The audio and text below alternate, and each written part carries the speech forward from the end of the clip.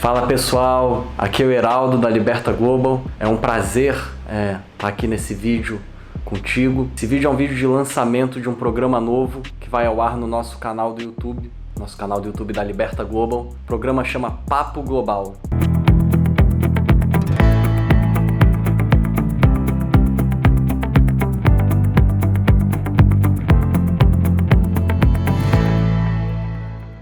Bom, sobre o que é o Papo Global. A gente vai atualizar aqui para você semanalmente o que está sendo discutido, o que está ocorrendo aqui no mercado internacional. A Liberta Global é a primeira empresa focada em educar o público brasileiro a respeito de oportunidades de investimentos, desmistificar os investimentos no mercado internacional. E o maior hub do mercado internacional, obviamente, é o mercado americano. Eu estou fazendo esse vídeo aqui diretamente do nosso escritório em Miami, nos Estados Unidos. A gente está aqui desde 2014. Bom, o Papo Global vai resumir então para você, como havia dito, os principais acontecimentos que movimentam os mercados aí ao longo da semana. O Papo Global, semanalmente, vai contar ou com a minha presença, ou com a presença do nosso responsável aí pela área de educação da Liberta Global, que é o Petros Peixoto, ou com a presença do nosso Leandro Ruschel, sócio fundador da nossa empresa.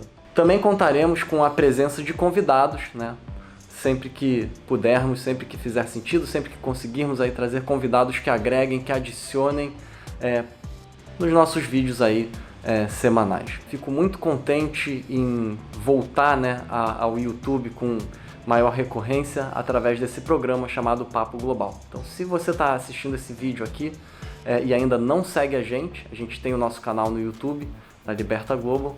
Vai lá, clica no botão para seguir a gente e toda semana a gente vai atualizar você aí rapidamente, através do Papo Global a respeito do que está rolando aqui no mercado internacional. Bom, pessoal, o primeiro episódio do Papo Global coube a mim a honra de participar sozinho desse episódio inaugural. Estou gravando esse episódio aqui no final da primeira semana do mês de junho.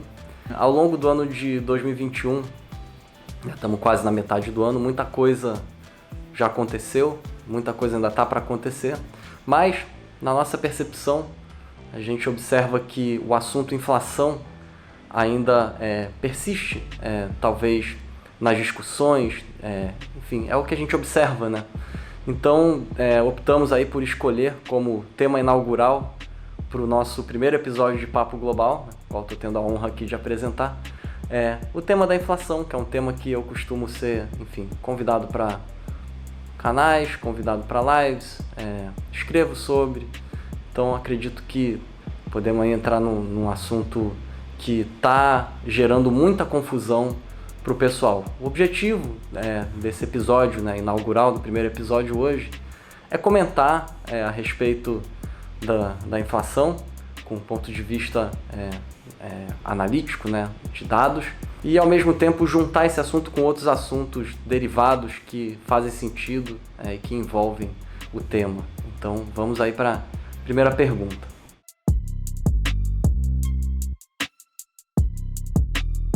A inflação veio para ficar? É algo que eu recebo muito essa pergunta de clientes aqui da nossa empresa, também observo em muitos debates.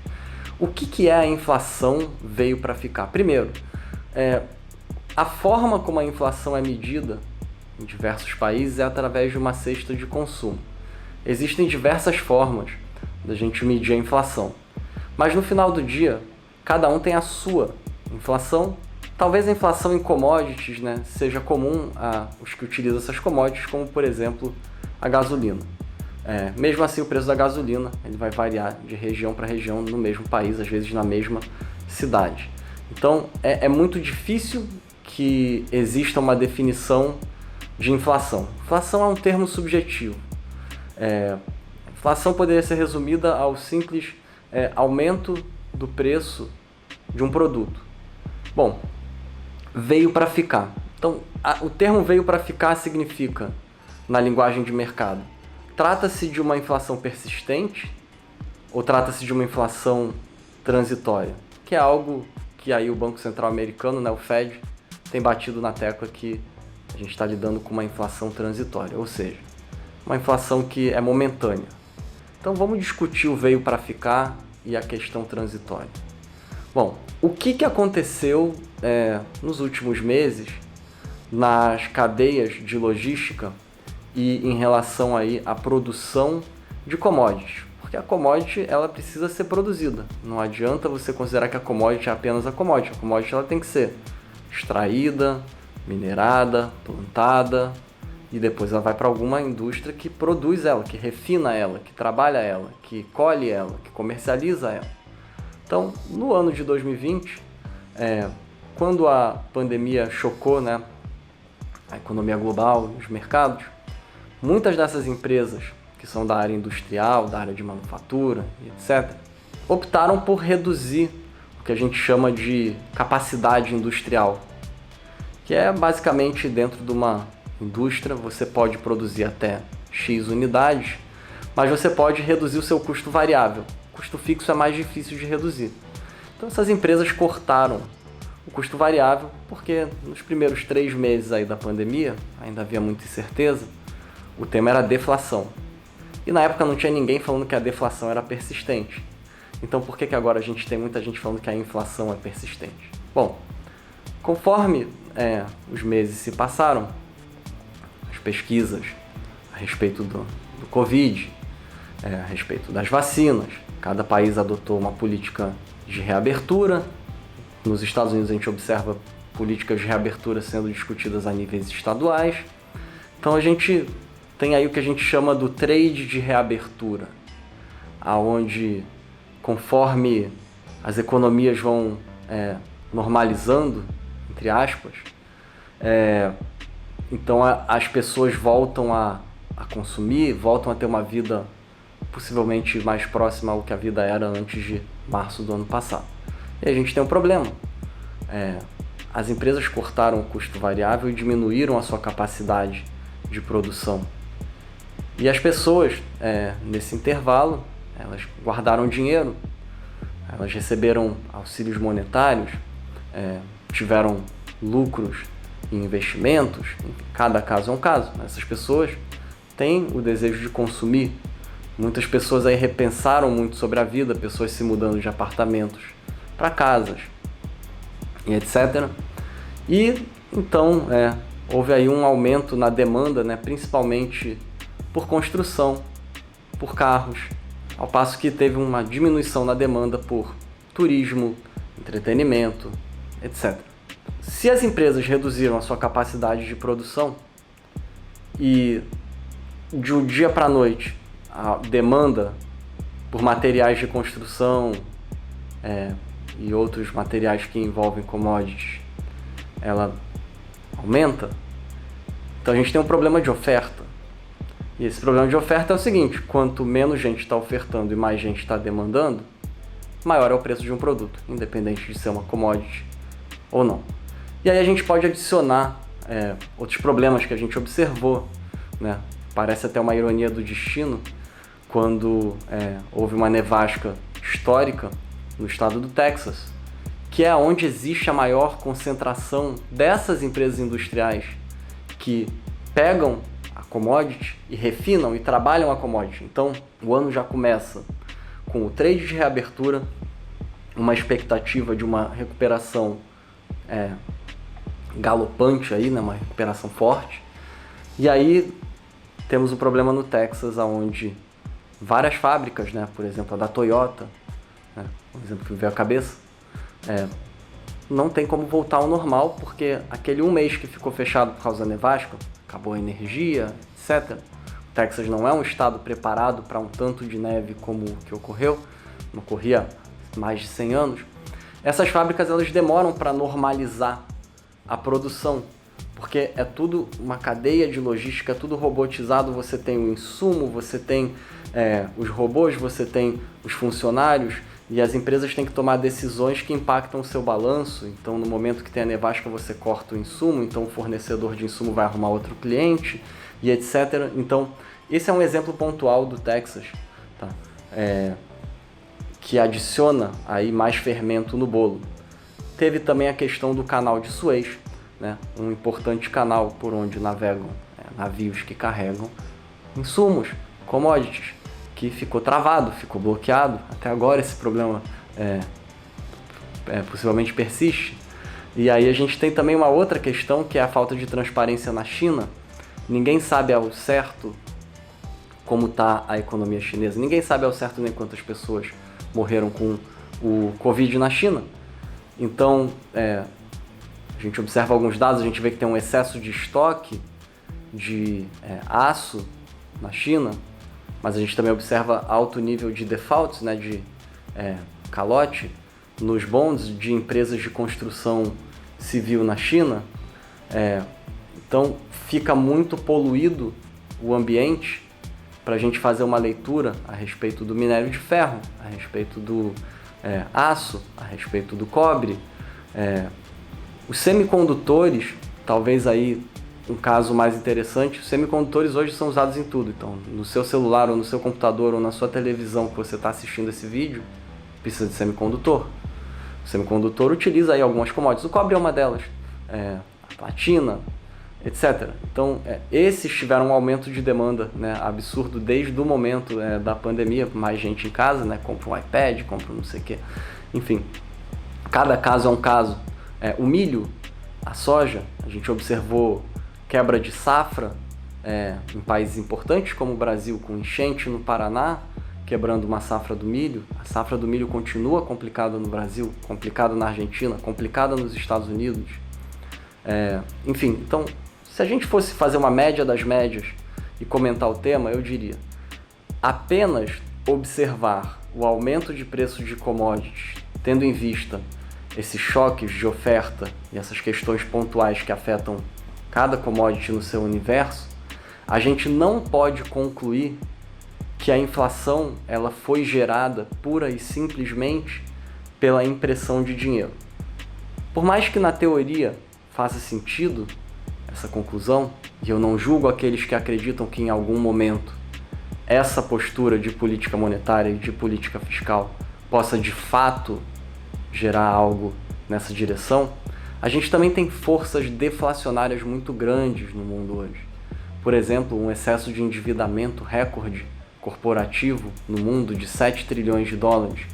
Por exemplo, a pirâmide demográfica de vários países desenvolvidos e de vários países emergentes, um maior destaque talvez para a China, atualmente no desespero já autorizando seus cidadãos a ter 3 filhos, né? É um absurdo a gente ter que falar a palavra autorizando aqui, mas o Brasil também, quando a população atinge um nível de idade superior na média, é uma população que tem menor potencial de crescimento e, na minha opinião, de um observador, talvez um obcecado por estudar ciclos econômicos e indicadores econômicos, até hoje o que eu consegui ler que me deixa confortável a respeito de assumir inflação são estudos históricos de longuíssimo prazo que não respondem à questão pontual.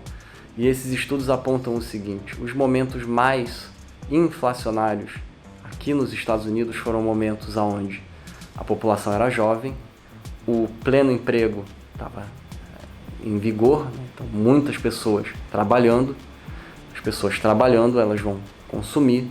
Esse aquecimento, né, da economia de forma orgânica, sem depender de estímulos pontuais, geram, então, uma maior probabilidade estatística, com significância estatística, da gente concluir a respeito da tendência de inflação. Notem que o que a gente observa na política monetária hoje, a respeito de impressão de dinheiro, é algo que já está em vigor.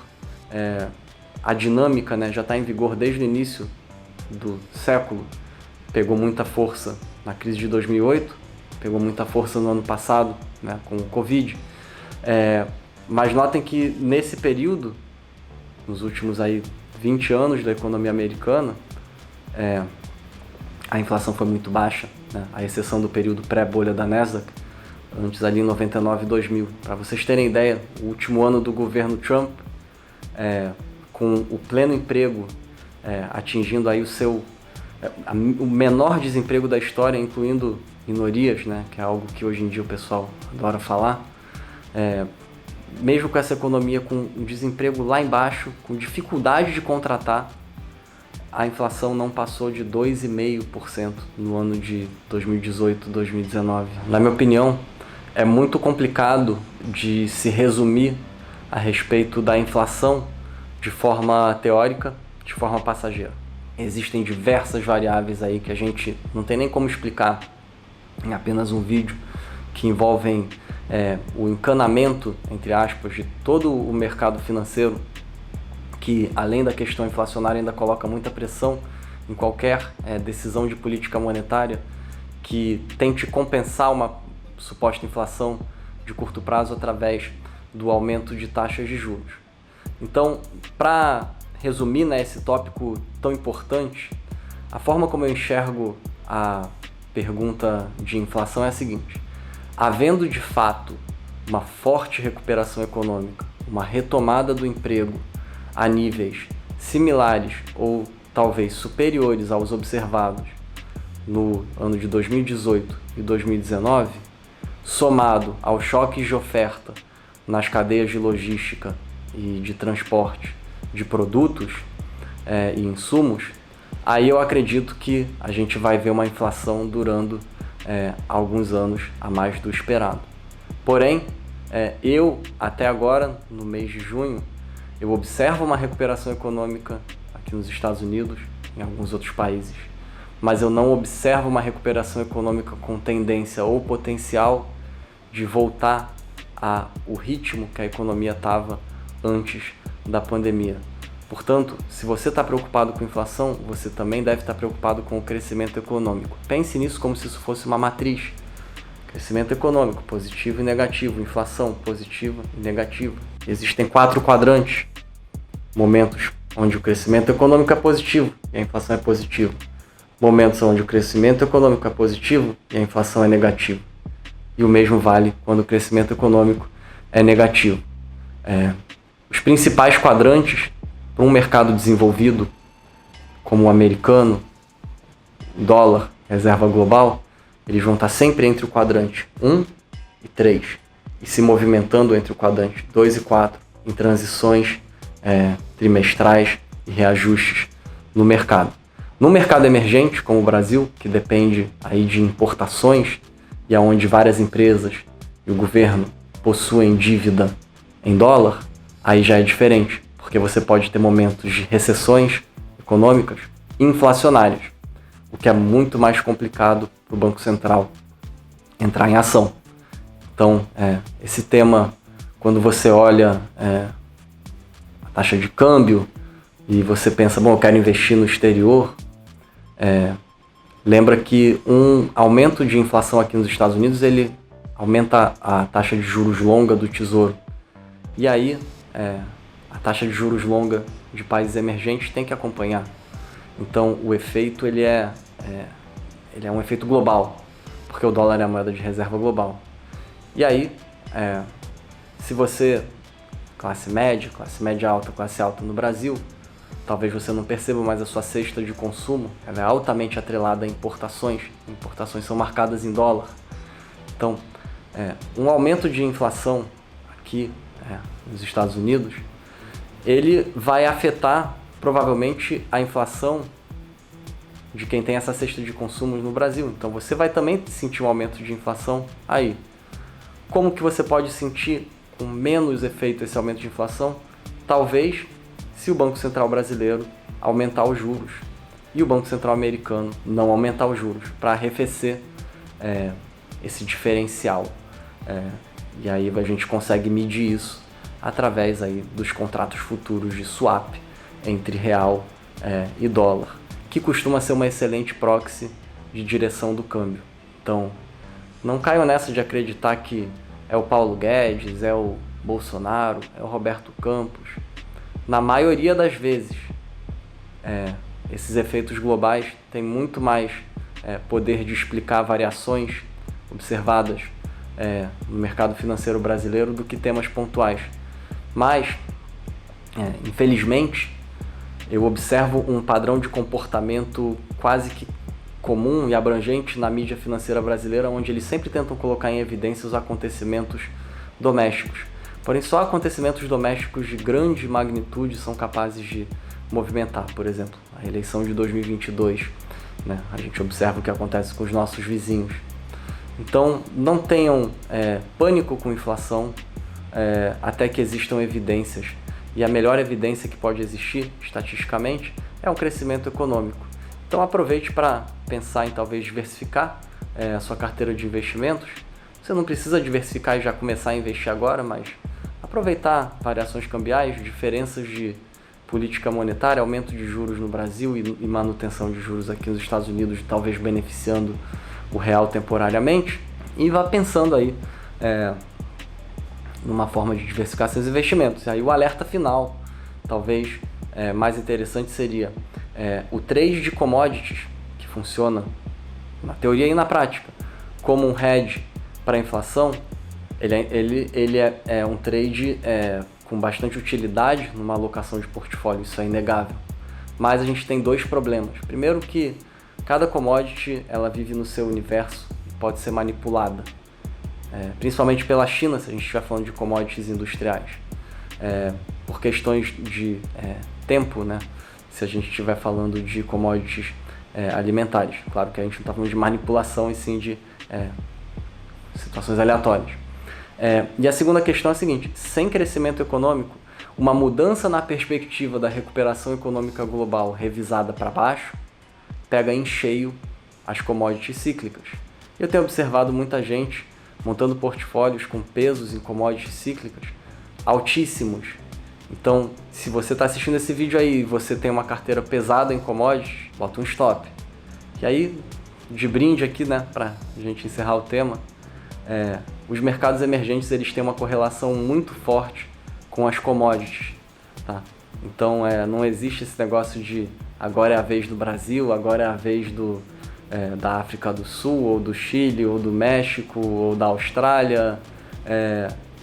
Commodities em alta, bolsas emergentes possivelmente em alta também, evitando aí, né, a exceção de países que optam por um caminho político onde, enfim, o mercado internacional não gosta, né, como por exemplo o Peru, essa semana, que teve a eleição de um candidato aí aliado ao partido do Maduro na Venezuela. Aí não adianta, aí é um problema doméstico mesmo. Isso está se repetindo em diversos vizinhos aí do Brasil. Então, se você está otimista com o Brasil, você tem que estar otimista com commodities. Se você quer acompanhar o Ibov, você tem que acompanhar o minério de ferro, o petróleo, etc. As outras commodities também, porque é muito raro, talvez, não me lembro de nenhum momento onde uma virada de ciclo de crescimento global econômico para baixo, que derrubou as commodities, não derrubou os emergentes juntos. Então não se prendam à poluição da mídia financeira do dia a dia, de temas corriqueiros que envolvem aí expectativas disso ou daquilo, do Ibovespa. Fique de olho no mercado de commodities. Acho que seria aí uma forma interessante de finalizar esse primeiro episódio de forma talvez aí mais palatável. Mas enfim, esse é só um assunto passageiro a respeito da inflação. A gente segue observando os dados e a nossa preocupação atual é com o crescimento econômico. Será que esse crescimento econômico ele é orgânico? Ou será que são só nos meses que caem cheques de auxílio? Até o momento é isso que a gente tem visto muito mais, a segunda hipótese. E aí vem a questão, né, talvez para o próximo episódio, que seria: se não houver um crescimento econômico de acordo com o esperado, é possível de se justificar o valuation das bolsas?